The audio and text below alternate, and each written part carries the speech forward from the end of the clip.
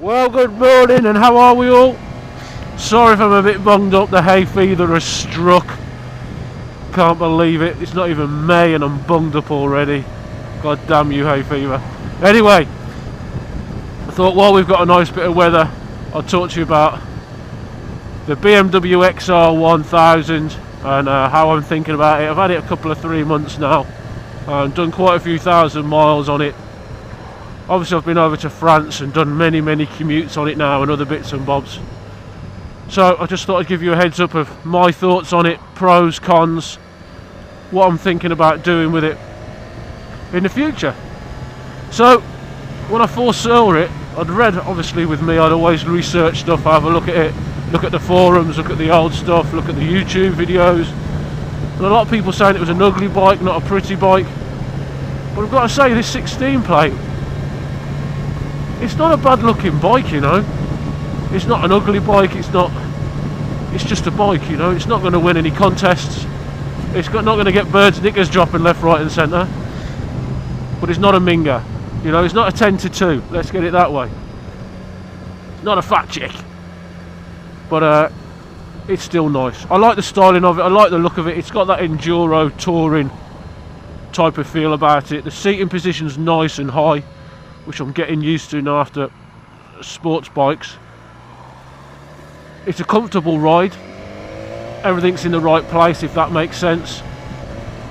I'm 6'2", weigh what, about 14 stone, and it's a nice size for me. Everything's in the right place. The gear selector, the brake, everything is in the right position for me. I'm not having to stretch, I'm not having to cramp myself on. It's nice and tidy. Everything on the handlebars is easy enough to find. You don't need to look down or worry about it. It's all in the normal BMW placements. So it's pretty much all coming from the RR. There's not a lot that's in a different place, to be honest. I like the part on the high beam, low beam, the flashy, the little toggle switch that you've got. It's much more easy to use with the one finger than the RR and other bikes I've ridden, so there's been a bit of thought in that. Wing mirrors, you get a massive amount of observation on them. You can really, I mean, a lot of people on some of the forums say there's a lot of shake, a lot of vibration. I don't get that at all. I don't know if that was younger models, but I don't hardly get any vibration. I mean, motorway speeds, upper motorway speeds, you're obviously going to get vibration because of the wind. There's none of this handlebar shake that I've read on forums as well. Not seen any or felt any of that. That's really nice, comfortable long rides. When we're out in France, we're doing 5 to 8 hours in the saddle, and apart from my stupid choice of underwear, it wasn't a thong, by the way. No, it was fine. It was nice and comfortable. The seat was good. I know you can get a more comfortable seat if you want, but this one's fine at the moment. The visibility of all the dials is brilliant.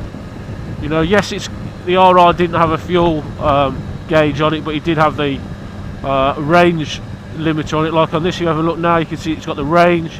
I've got the range here. I've got the fuel. I've got the time. I've got the gearage. I've got what road system in. I've got the speed. So everything's there. Obviously, you can get your sat navy thing to go on there, your Navigator 5 or whatever it's called, but they're about £550. So yeah, I might wait a little bit longer, see if I actually need one, to be honest. I've got one of these little iPhone adapter things that goes on your bolts, one of these, if you can see that badger. I got this from Telfer. If you have to any mount for your bikes, he's the boy to go and speak to. I tell you, he's up in Manchester, couldn't be more helpful.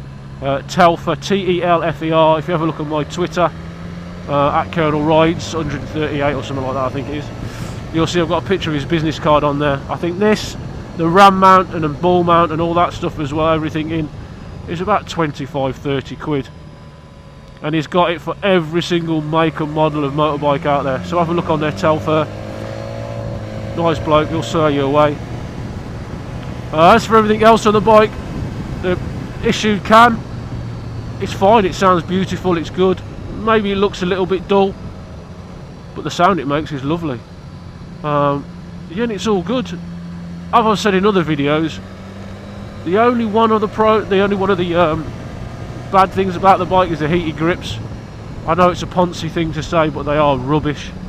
It seems as if the outer rubber part, so this part here, it's just too thick. It absorbs the life out of all the heat. I don't know if there's something you can put over it or take it off. I know on some of the forums people have taken them off, and well, I don't know about that. I might just speak to BMW and see if you can get thinner. There'll be a recall on it or something. So we'll see about that one. Apart from that, you know what, it's been absolutely brilliant. You have to learn how to get on and off it a little bit. It's not as easy as a sport bike, swinging your leg over. You have to try and kick your leg up or stand on the centre stand. There's another thing, the centre stand. I've not had a centre stand since I had a 125 back in the day.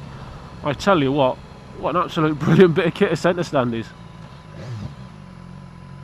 I don't know what I'd do without it. No, it's brilliant. You get to work, you just flick it up on a centre stand, job's a good one. You want to do a bit of work on it, flick it on a centre stand. You want to lube your chain up, flick it on a centre stand. It's absolutely sound. Nice and stable, no pisshead's going to push it over. Or divvy that wants to jump on it for a photo, as they love to do. But yeah, apart from that, it's an absolute banging bike. I urge you to get out there and have a go on one if you're not into this kind of bike, or you think they're a little bit boring. These are definitely not boring, let me tell you. It's got some nuts behind it. Take one out for a ride, go and see the boys at Barnstorm or Alton or Maidenhead and speak to Mike and the lads there. Get yourself on a test ride. I really do think you're going to enjoy it. They are an absolutely awesome bit of kit. Lots of fun to ride, very quick. You can still have a hell of a lot of fun on it. So yeah, after about 3-4 months, yeah, I'm not regretting it at all. Absolutely brilliant purchase. Thanks to the guys at Barnstormer for sorting me out on that as well. So yeah, go and try one. Out of 10, I'd probably give it an 8. I'd probably rank it the same as the RR really, for how much I'm happy with it, which is a little bit more than the Honda VFR that I had. I think they put that about a 6.5, 7. So it's up there, guys. If you want to go and have a play, great for commuting, get through the gaps, go and give the BMW XR 1000 a go. Anyway guys, I'm about to hit the M3 and no one wants to see that crappy little road. So I'll speak to you all soon. Have a great day. See you later.